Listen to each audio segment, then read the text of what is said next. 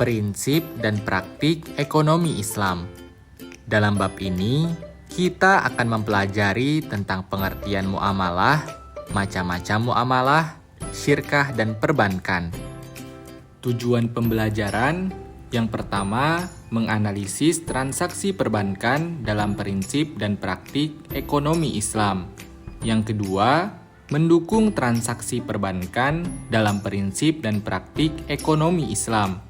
3. Memperagakan contoh transaksi perbankan dalam prinsip dan praktik ekonomi Islam.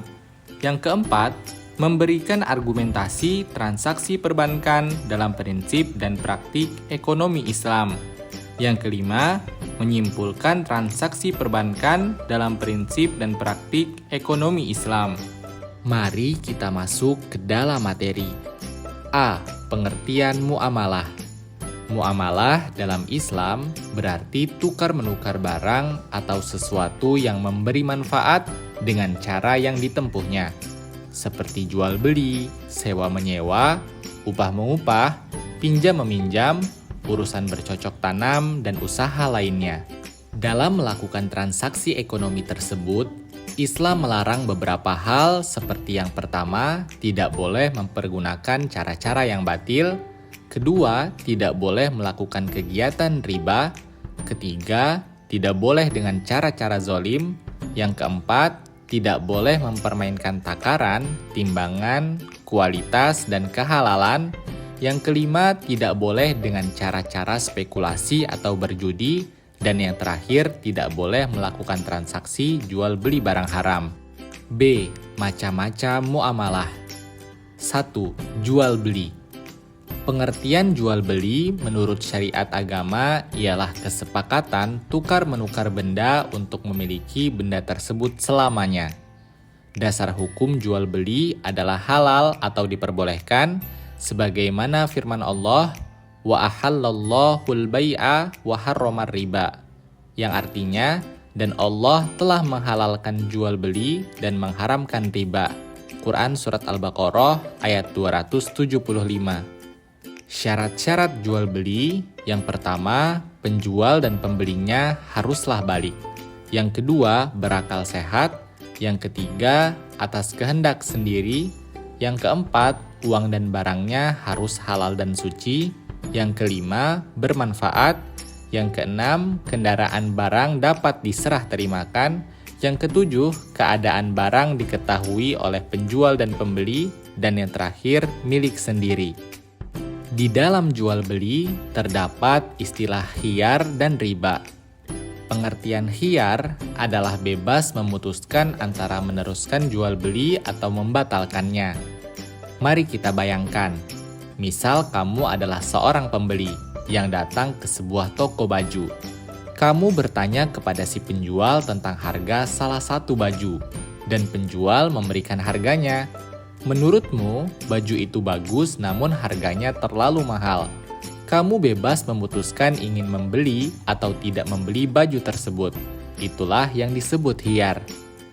Islam memperbolehkan melakukan khiyar karena jual beli haruslah berdasarkan suka sama suka tanpa ada unsur paksaan sedikit pun.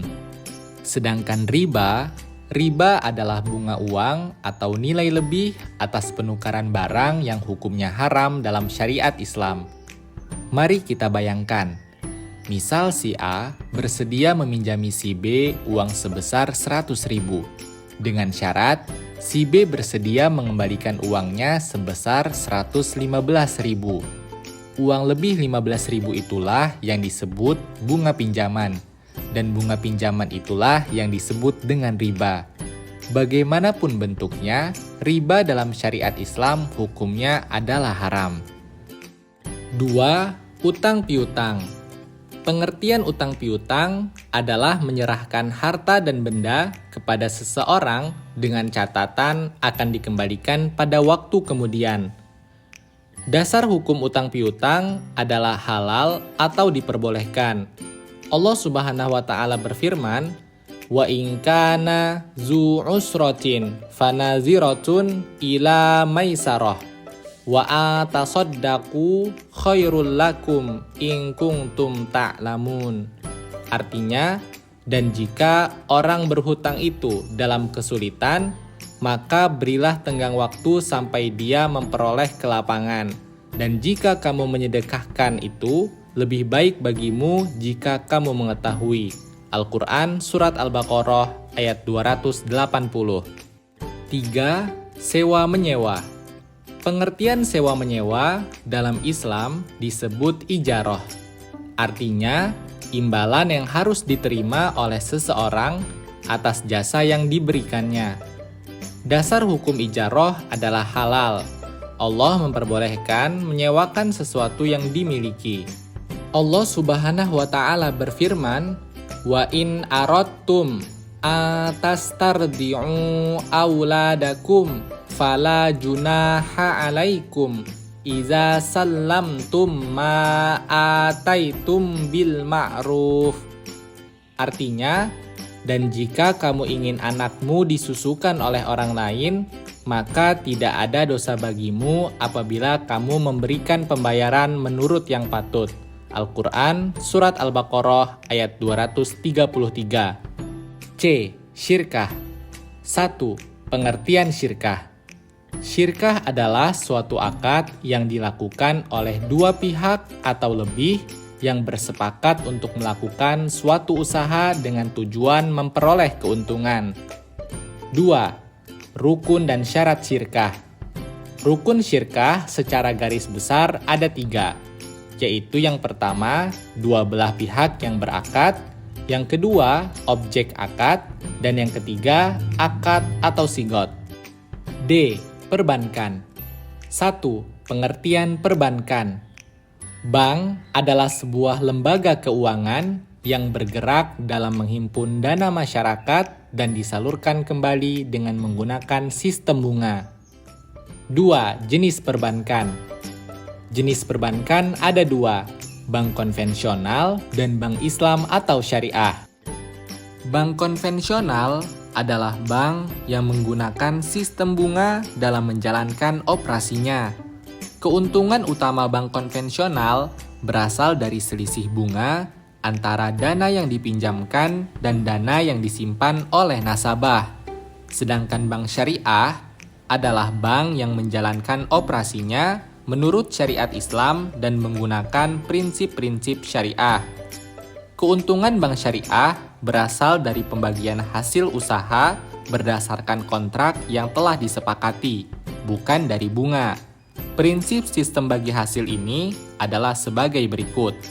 Prinsip-prinsip bank syariah yang pertama, mudorobah, yaitu kerjasama antara pemilik modal dan pengelola usaha. Keuntungan yang dihasilkan dari usaha tersebut akan dibagi sesuai dengan kesepakatan awal antara kedua belah pihak.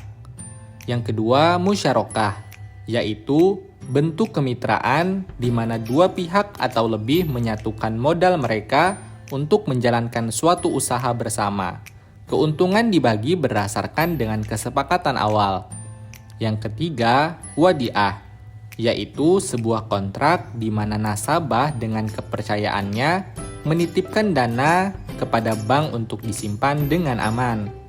Yang keempat, qardul hasan, yaitu bentuk pinjaman kebajikan dalam sistem keuangan Islam di mana pemberi pinjaman tidak mengharapkan imbalan atau bunga dari penerima pinjaman.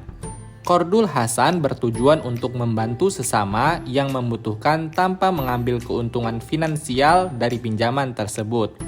Yang terakhir, murabahah, yaitu dalam kontrak murabahah, bank membeli suatu aset atau barang atas nama nasabah, kemudian menjualnya kembali kepada nasabah dengan harga yang mencangkup biaya pembelian ditambah margin keuntungan yang telah disepakati. Evaluasi. Ayo kerjakan soal yang terdapat pada link berikut atau dengan cara klik link yang terdapat di deskripsi. Mari kita telaah materi prinsip dan praktik ekonomi dalam Islam serta mengamalkannya dalam kehidupan sehari-hari.